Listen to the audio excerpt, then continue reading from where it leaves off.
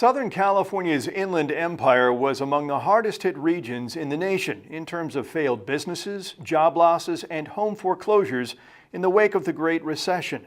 But the area has since bounced back and is among the leaders in affordable real estate, new business startups, and job growth in the state.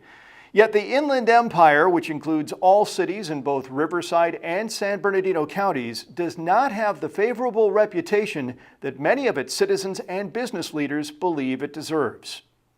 In this Regional Insights segment, we feature a recent talk by Chris Thornberg, founding partner of Beacon Economics. This spring, Chris was the keynote speaker at a conference on business attraction, retention, and growth, co-hosted by the Inland Empire Regional Chamber of Commerce and California CEO.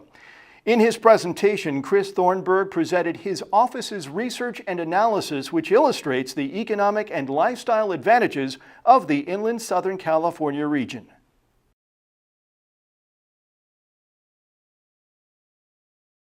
Started by telling you a little about Beacon. I started Beacon back in 2006, and we do work across the state, not the least of which is probably right here in the Inland Empire. I have a long relationship with the area. Back in when I was still with UCLA, I was doing a little bit of work out here. Our first forecast conference when I started Beacon Economics was here in the Inland Empire, and today I'm happy to tell you that we still do an annual event out here. In all due respect to our host, the premier forecast in the Inland Empire with UC Riverside, and as part of the work, our growing work with UC Riverside, is being involved with these sort of organizations. That is to say, helping development efforts get off the ground, largely, of course, by bringing, I think, to the table a lot of the relevant facts and statistics we need to know in order to kind of make appropriate decisions about moving things forward.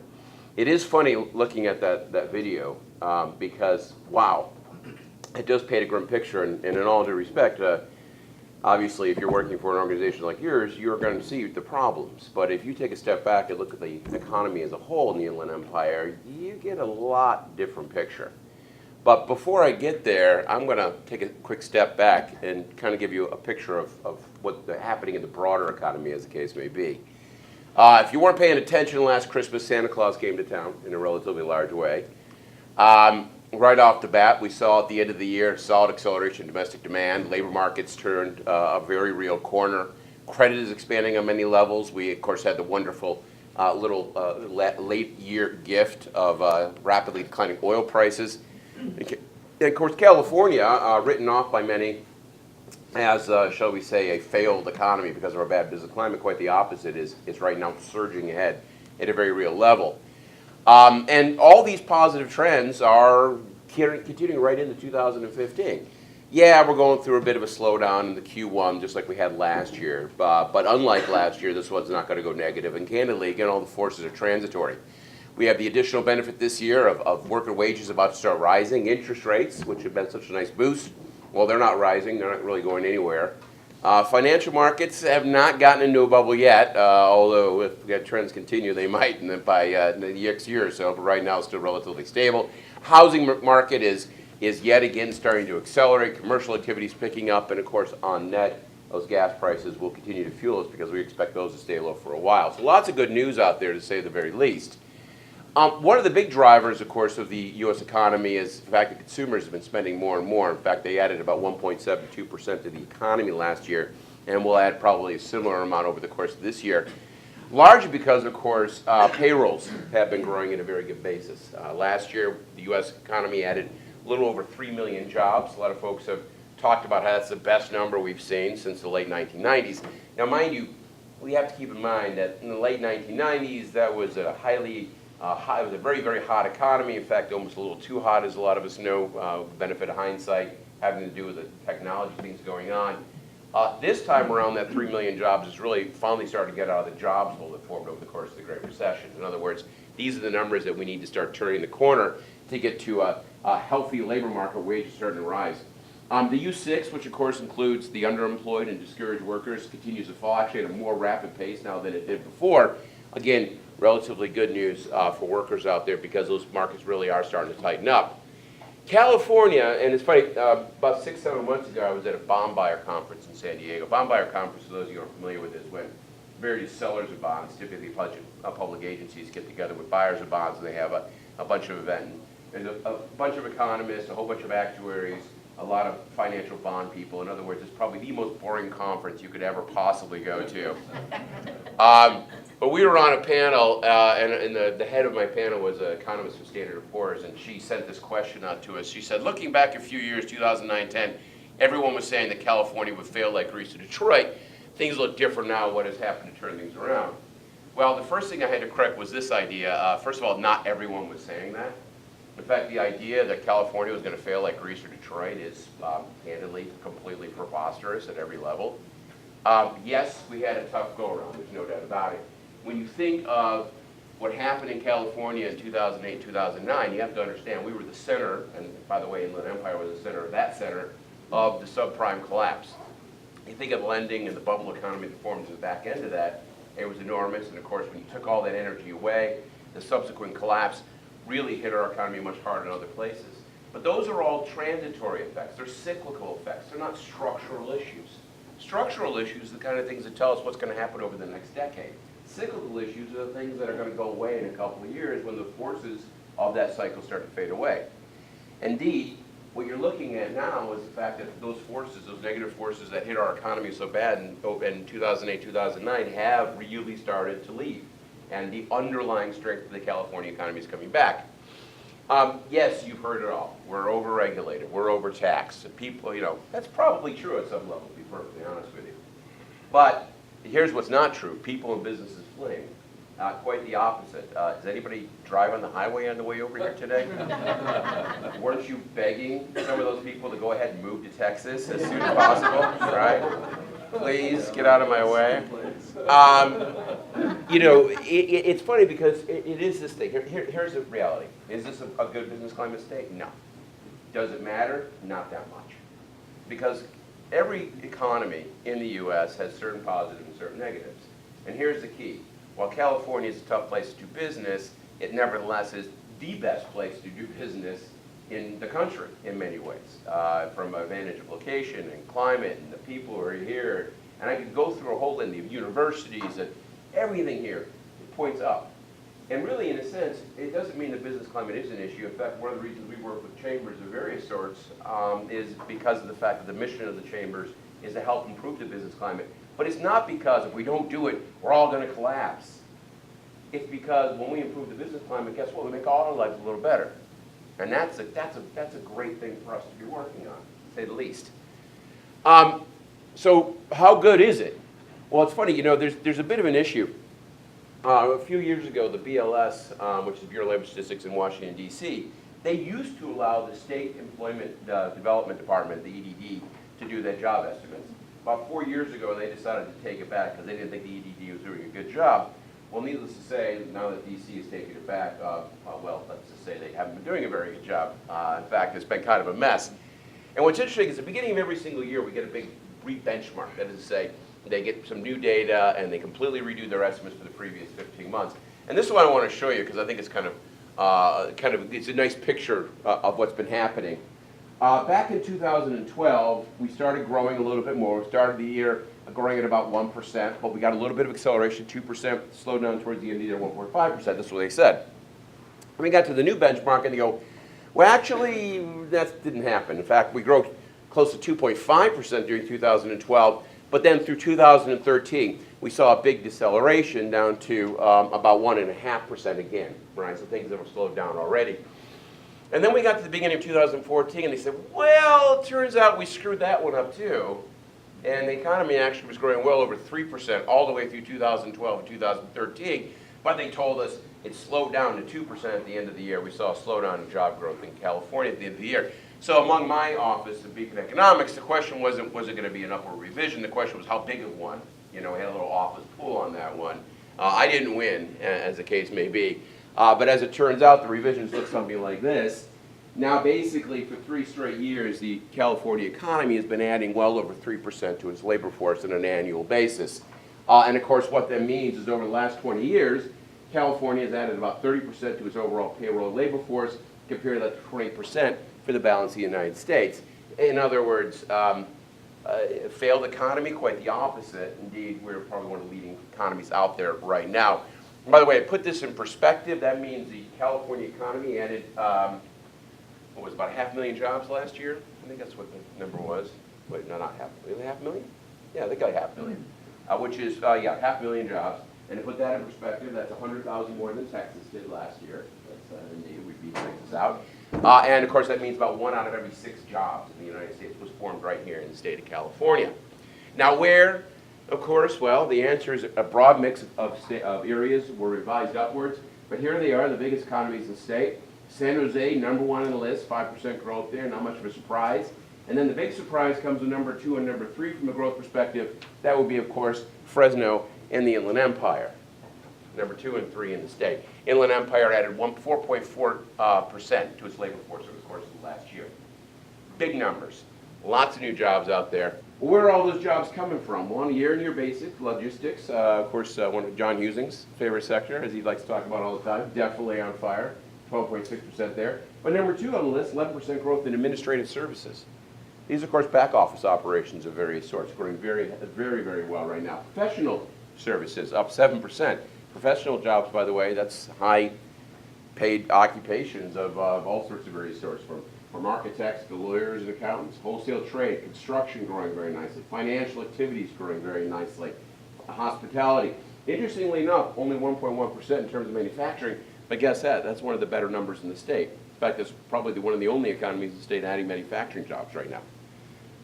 Lots of good trends, lots of things happening out here. And of course, probably what's most impressive about this, maybe not even so much about the 4.2% addition to jobs, creating overall about 1.3 million jobs out here right now.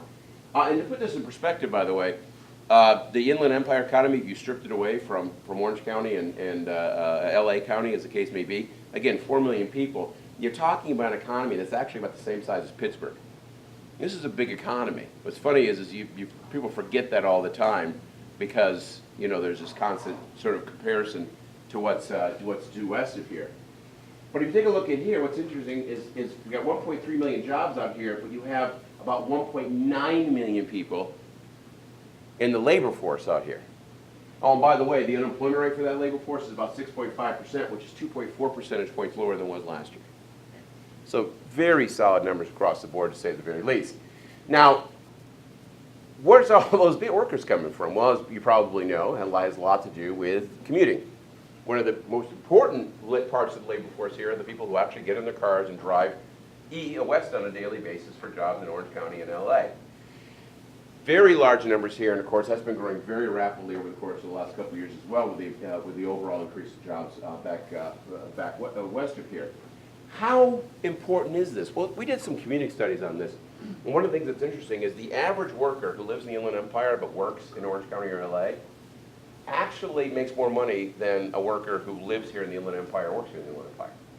These tend to be higher skilled higher income workers, but typically kind of in family range, the case may be in the 30s, 40s, that kind of range. And they're making a lifestyle decision. They will prefer to live out here and commute in because they like the fact that you can get a nicer house, you can have a yard, you get a little elbow space, like the school district, whatever the case may be, they have chosen to be out here. And that's a very important part of the overall economy here. One of the biggest advantages out here, of course, has to do with the fact that it is still relatively affordable.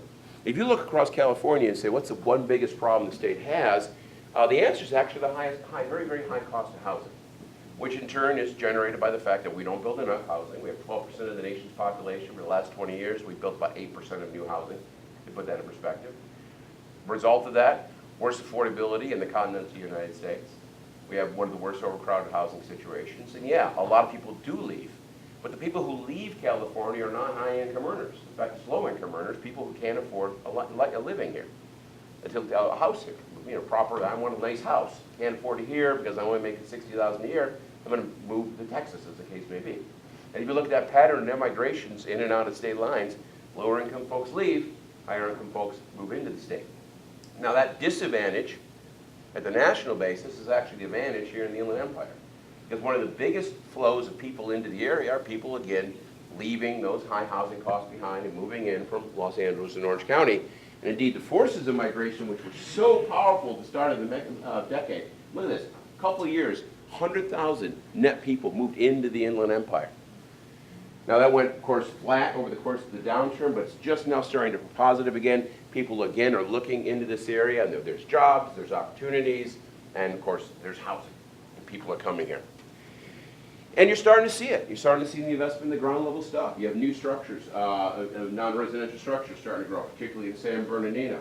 You have non-residential alterations, fixing of existing structures, very heavy, growing in Riverside. And housing permits finally starting to pick up a bit as well. That's going to be an ongoing process. You know, I remember a few years ago in the depth of the downturn, there were people talking about how the Inland Empire was going to have another 1990s. Remember how rough 1990s were, and there were vast tracts of empty houses. Forget about it. You know, the inventories of homes for sale right now is 3 months supply. The vacancy rate's been falling very, very rapidly. Prices are going up. There's more demand for housing. There's no excess supply out there. And indeed, very quickly, as long as the area builds for it, I wouldn't be surprised at all if the Inland Empire didn't end up being one of the top 10 fastest growing economies in the next 2 years again, because all the advantages are here. It's as simple as that. Now, one of the big questions might be, is there enough water? What about this drought? Does this influence our feelings on things? The answer should be no, not at all. First of all, do we really have a drought? Not really, not yet at least. We have a water shortage, but a drought is a water shortage that carries with it some severe economic consequences. This is a state that's adding well over 3% to its labor force on a year-on-year basis. That doesn't sound like a severe economic consequence at any level. Well, what about the ag communities? Well, actually, ag employment right now is at a 10-year high. And of course, ag earnings, down a little bit from last year, still about 30% higher than they were back in 2010. So even the ag community isn't suffering. And in the end, if you think about the water, always remember that is there enough water to provide, to allow for growth in urban areas like the Inland Empire? The answer is tons of water. The biggest issue we have in California is not a lack of water, but how we use it. Well, just a quick guess. What percent of the California economy is agriculture? Anybody want to hazard a guess? 2%. How much? 4%? Anyone else? 20%? Anyone else? I'd say 25%. 25%. Actually, it's 2%. 2. And put that in perspective, they use 80% of the water. So put that in perspective, for every acre-foot of water used in the agricultural community, you got $1,500 of economic output. For every acre-foot in the urban air parts of the economy, we got $215,000 worth of economic output. What percentage of that 2% of the export are we? Well, it depends on what you mean by feed. For example, probably the biggest waste of water would be in Imperial County. They get an enormous share from Colorado River. The two major crops out there right now are cotton. And the last time I looked, I haven't eaten cotton in quite a while. Last I looked, it just doesn't agree with me. I don't know what it is. And the other big thing they're growing out there is alfalfa. And of course, again, for food, no, actually it's being put into boxes and shipped to China to feed pigs. So, you know, we're in the midst of a drought and we now have mandatory water cuts. However, we still have enough water to feed Chinese pigs. I don't know, I read some reports that Well, that's the facts. And that's as simple as that. And that's what I'm about, the facts.